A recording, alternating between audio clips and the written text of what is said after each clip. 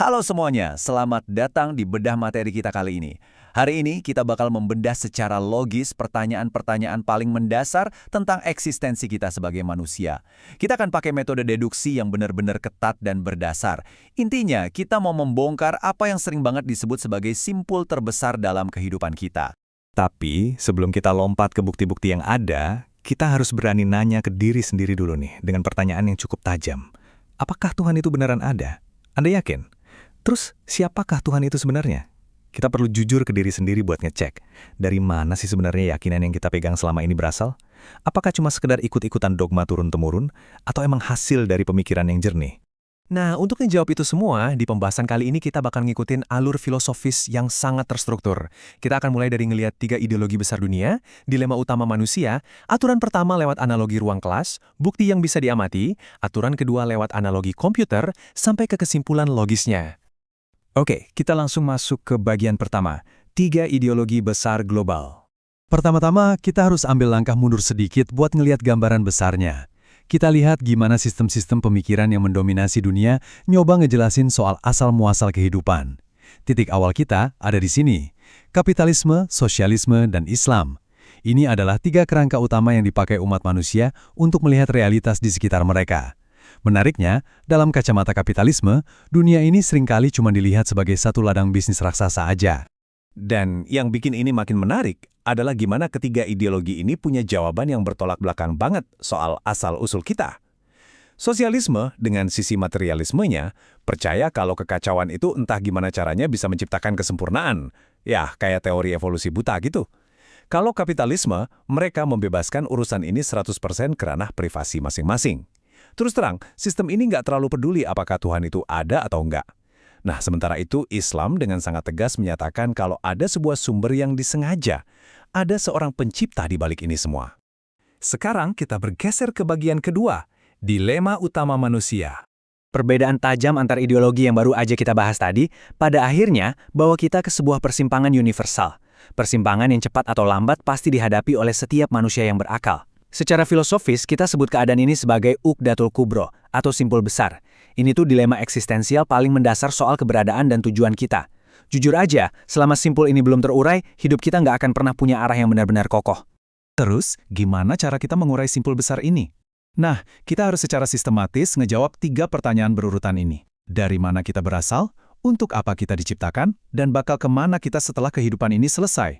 Akal sehat kita menuntut kita untuk mulai memecahkan teka-teki ini dari pertanyaan paling pertama dulu. Dari mana sebenarnya asal-muasal kita? Ini membawa kita ke bagian ketiga, aturan pertama, analogi ruang kelas.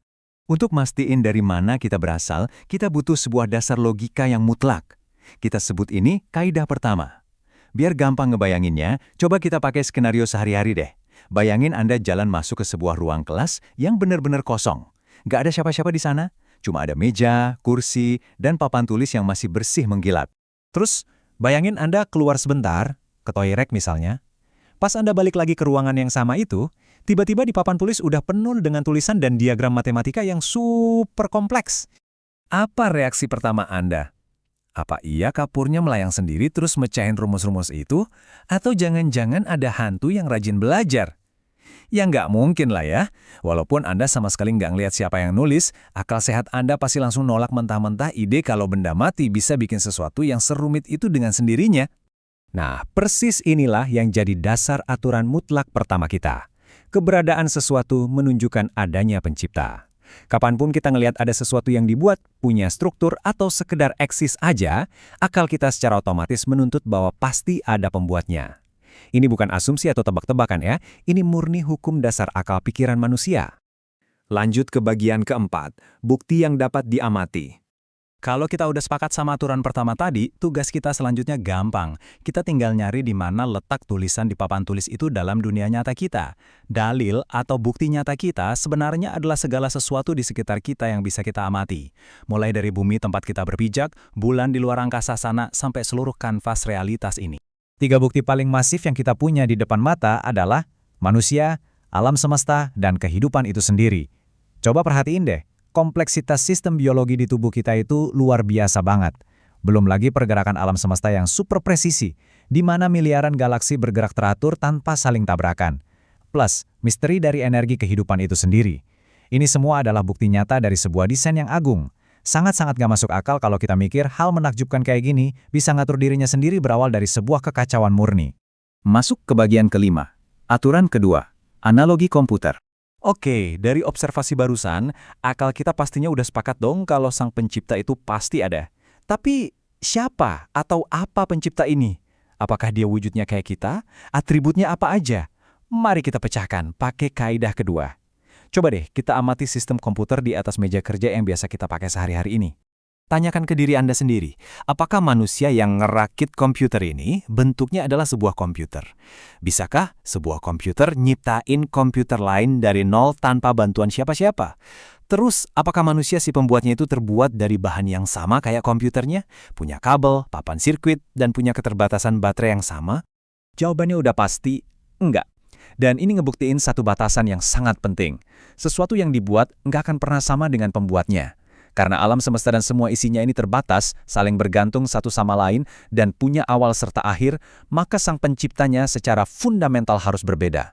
Dia sama sekali tidak terikat oleh keterbatasan dari apa yang dia ciptakan.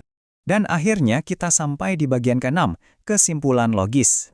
Dengan ngegabungin analogi ruang kelas dan komputer tadi, kita sampai di sebuah titik akhir perhentian filosofis soal hakikat Tuhan. Sang pencipta nggak mungkin diciptakan oleh hal lain, dia nggak mungkin dibatasi oleh ruang dan waktu, dan nggak mungkin bergantung pada apapun.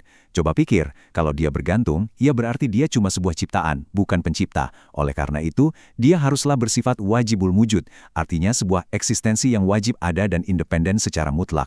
Dia itu tanpa batas, nggak ada awalnya dan nggak ada akhirnya. Dialah titik mula dari segalanya. Nah, setelah kita bareng-bareng berhasil mendeduksi secara logis soal asal-usul kita dan bukti mutlak tentang keberadaan Tuhan, akal kita udah sukses nih mengurai bagian pertama dari simpul besar eksistensi. Tapi, penjelasan barusan otomatis menyisakan satu pertanyaan besar berikutnya yang gak kalah mendesak. Kalau kita memang diciptakan, terus buat apa sebenarnya kita ditaruh di muka bumi ini? Pertanyaan ini menuntut jawaban logis selanjutnya. Dan itu adalah sesuatu yang bakal terus kita cari tahu. Sampai ketemu di bedah matahari kita berikutnya ya.